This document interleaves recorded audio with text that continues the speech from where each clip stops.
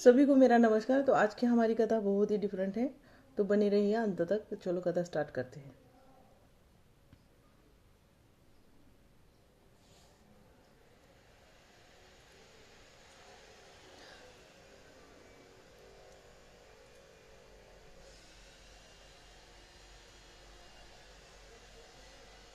एक है ना, गरीब स्त्री रोज मंदिर में दिया जलाती थी।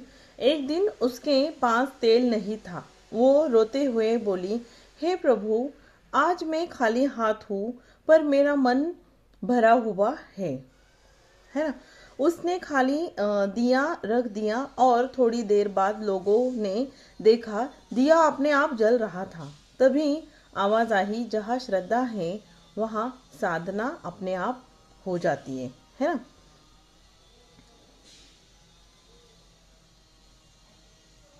महादेव का मौन उत्तर। एक युवक रोज पूछता था, भगवान आप बोलते हैं क्यों नहीं। एक दिन बहुत टूटकर मंदिर गया, कुछ नहीं बोला, बस चुपचाप बैठा रहा, है ना। उसके बाद क्या हुआ, चलो जानते हैं आगे।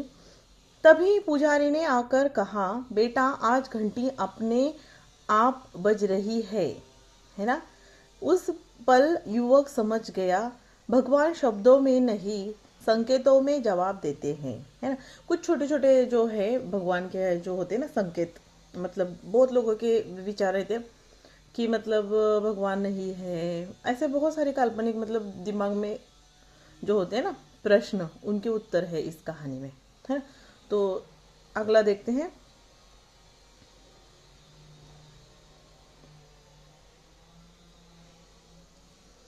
शनिदेव की जादुई कथा, काला कष्ट और हल्का प्रकाश, है ना। तो एक गांव में एक गरीब लड़का राघव हमेशा परेशान रहता था। हर काम में असफलता, बीमारी और दुर्भाग्य उसके पीछे लगे रहते थे, है ना। यह सब शनिदेव का क्रोध है। राघव बहुत डर था, लेकिन उसने मन ही मन सोचा, अगर मैं सच्चे मन से भक्ति करूं तो क्या बदल सकता है ना। तो राघव के मन में ये सवाल आया। तो देखते हैं आगे कथा में, लास्ट तक बने रहिए। समस्या, राघव हर रोज काम करता था, पर घर में सिर्फ कष्ट ही आते। एक दिन उसके खेत में काम करते समय हाथ में चोट लग गई। उसे लगा सब कुछ खत्म हो गया, भगवान मेरी मदद नहीं कर रहे। भक्ति का फल, है ना।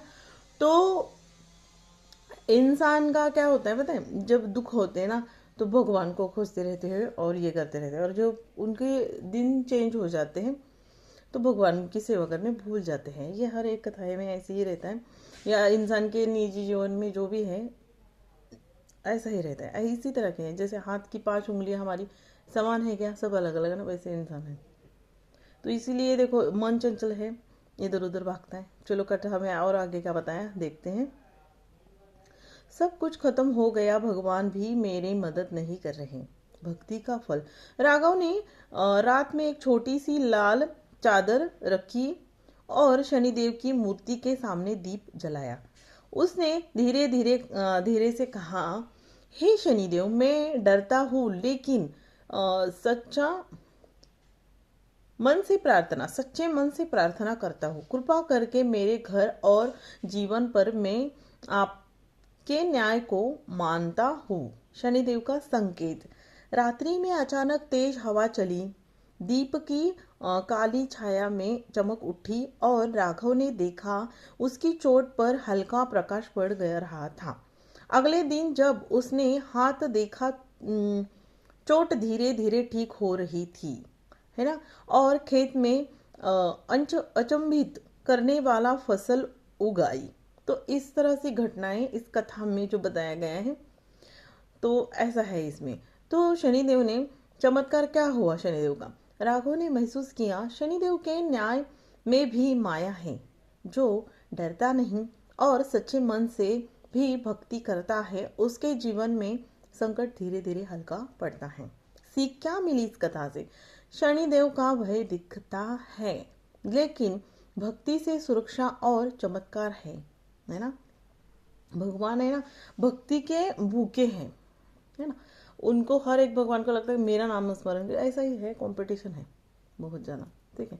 इसमें ऐसा ही है, ऐसे जो अभी ये जो होती है ना, जैसे एक माँ है, उसके 2 बच्चे होते हैं, है ना।